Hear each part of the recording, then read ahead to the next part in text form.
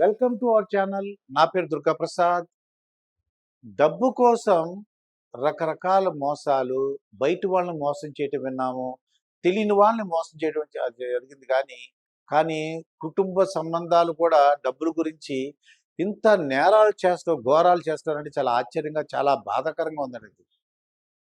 ఒక అన్నయ్య, తమ్ముడు అంటే రాముడు, లక్ష్మణుడు లేదంటే పాండవులు ఇలాగా ఎన్నో కథలు చదువుకున్న మేము ఇటువంటివి సంఘటనలు చూసి చాలా బాధ అనిపిస్తుంటుందండి. సొంత అన్నయ్యని డబ్బుల గురించి ఒక చంపేశాడంటే మానవత్వం ఎక్కడుంది? అతను ఇది కరీంనగర్లో జరిగిందండి. కరీంనగర్లో నరేష్ అతని వ్యక్తి నరేష్, అతని వయసు 30 సంవత్సరాలు.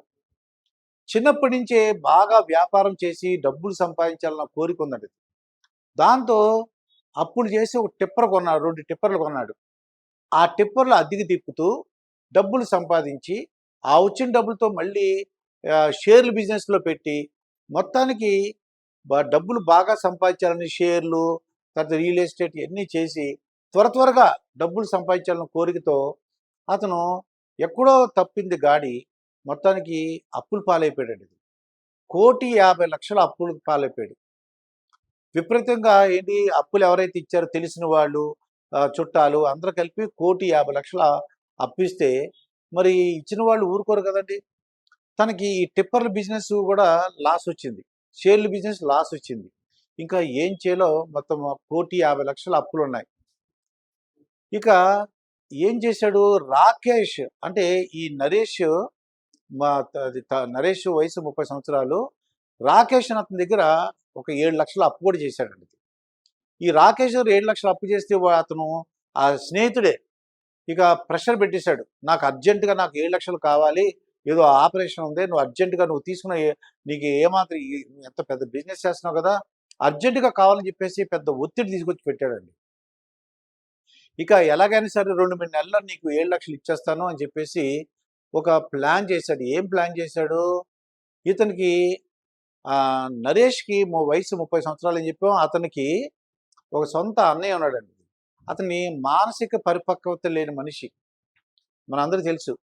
అంటే అమాయకుడు అనమాట. మానసిక పరిపక్వత లేని అతని అమాయకుడు అంటే అన్నయ్య వయసు 37 సంవత్సరాలు. పేరు వెంకటేష్. అతని పేరున 4 బీమా కంపెనీల్లో ఒక గవర్నమెంట్ బీమా కంపెనీలో 4,17,00,000కి బీమా చేయించాడండి అన్న పేరున. అంటే బిజినెస్ తన అన్న పేరును మార్చినట్టు, షేర్లు బిజినెస్ చేసినట్టు ఇవన్నీ పెట్టి, ఎందుకంటే బీమా సంస్థలు కూడా అంత ఆదాయం ఉంటే కానీ, ఆదాయం ఉన్నట్టు చూపిస్తే కానీ వాళ్ళు బీమా చేయించుకోరు. 4,17,00,000కి బీమా చేయించాడు. 4 సంస్థల్లో ఒకటేమో గవర్నమెంట్ బీమా సంస్థ. చేయించి ఏం చేశాడు? ఈ అన్నని చంపే కార్యక్రమం అన్నమాట. అంటే అన్నని అంతమొందించి ఆ బీమా డబ్బును తీసుకోవాలని ఒక ప్లాన్ అనమాట. అంటే ఏం చేశాడు, ఎలా చంపాడు, చాలా విచిత్రంగా ఉందన్నమాట ఇది. అసలు ఎలాగా చేశాడు? తన యొక్క నాలెడ్జ్ని, అంటే లారీ బిజినెస్ ఆ నాలెడ్జ్ని ఒక సొంత అన్నయ్యని చంపడానికి ఎలా చేశాడో ఈ ప్లాన్ మనకి చాలా వింటే చాలా బాధాకరంగా ఉంటుందండి. ఏం చేశాడు? తన దగ్గర ఒక ప్రదీప్ అని ఒక లారీ డ్రైవర్ నాడు. నేను ఇలాగ ప్లాన్ చేశాను, మా అన్నయ్యని మేము అంతమొందిస్తున్నాను, బీమా వస్తుంది, దాంట్లో నీకు 2,00,000 ఇస్తాను, నువ్వు నాకు సహకరించాలని చెప్పేశాను. రాకేష్కి ఏం చెప్పాడు? రాకేష్కి 7,00,000 ఇవ్వాలి. నీకు 7,00,000 కాదు, మొత్తం 20,00,000 ఇస్తాను, ఎందుకంటే మా అన్నకి బీమా చేయించాను, అన్నని అంతమొందిస్తే మనకి బీమా డబ్బులు వస్తాయి, 4,17,00,000 మనకు వస్తుంది, దాంట్లో నీకు 7,00,000 ఇవ్వాలి కదా, దానికి 13,00,000 వేసి 20,00,000. అంటే ఈ రాకేష్ అన్నవాడికి 7,00,000 బదులు 20,00,000, స్నేహితుడికి లారీ డ్రైవరు ప్రదీప్కి 2,00,000 ఇస్తా అని చెప్పేసి ఒక ఒప్పందం. దాంట్లో మళ్ళీ ముగ్గురు కలిపి ఒక వీడియో తీసుకున్నారు. వీడియో తీసుకుని ఇగో మనం ఇలా ప్లాన్ చేద్దాం అని చెప్పేసి ఒక వీడియో తీసుకుని వాళ్ళ దగ్గర పెట్టున్నారండి. ప్లాన్ ఎలా అమలు చేశారంటే, ఈ టిప్పర్ డ్రైవర్ ఉన్నాడు కదా, టిప్పర్ డ్రైవరు ప్రదీప్ ఫోన్ చేశాడు. ఫోన్ చేసి రాత్రి 9-10 సమయంలో టిప్పర్ ఆగిపోయిందండి, ఏదో టైర్ ప్రాబ్లం అని చెప్పేసి. వెంటనే ఏం చేశాడు? ఈ తను తెలిసిన మేనల్లుడు ఎవరో ఉంటే సాయి అన్న కుర్రోడితో వెంకటేష్ అన్నయ్యని, అంటే తన అన్నయ్య వయసు 37 సంవత్సరాలని చెప్పాను. ఈ మానసిక పరిపక్వత లేని అన్నయ్యని ఆ టిప్పర్ దగ్గర పంపించాడండి. టిప్పర్ దగ్గర డ్రాప్ చేసి వచ్చేయమని అన్నాడు. ఆ సాయి అన్న అతను రిలేటివ్ వెనక్కి వచ్చేసాడు. ఈ మానసిక పరిపక్వత లేని వెంకటేష్‌ని ఆ టిప్పర్ దగ్గర పంపించారండి. టిప్పర్ దగ్గర పంపించి కింద జాకీ పెట్టమని చెప్పేసి అతనికి నేర్పించారు. ఇది జాకీ ఎత్తడం, అమాయకుడు కదా! జాకీ కిందకి దూరి అంటే లారీ కింద దూరి ఆ టైర్ దగ్గర వాళ్ళు జాకీ పెట్టినట్టుగా ఏర్పాటు చేశాడు. అంటే వెంకటేష్ అన్నయ్య పెడుతున్నాడు. ఈ కింద నుంచి రాకేష్, అలాగే ప్రదీప్, డ్రైవ్ చేసిందేమో సొంత తమ్ముడే నరేష్. ఆ లారీని ఏం చేశాడంటే అన్నయ్య లారీ కింద ఉండి వెనకాల వెళ్ళాడు. అంటే అన్నయ్య వెళ్ళిన తర్వాత వెనకాల వెళ్ళి ఆ లారీ తను డ్రైవ్ చేశాడండి. సొంత తమ్ముడే నరేష్. అన్నయ్య లారీ కింద ఉండగా ఆ జాకీ ఏర్పాటు చేస్తున్నప్పుడు లారీ పొరపాటుని ఎక్కించేశాడు. అంటే ఎక్కించేశాడు కావాలని. క్లెయిమ్కి ఏం చెప్పాడు? మొత్తం ఇతను చనిపోయాడు, యాక్సిడెంట్లో చనిపోయాడు.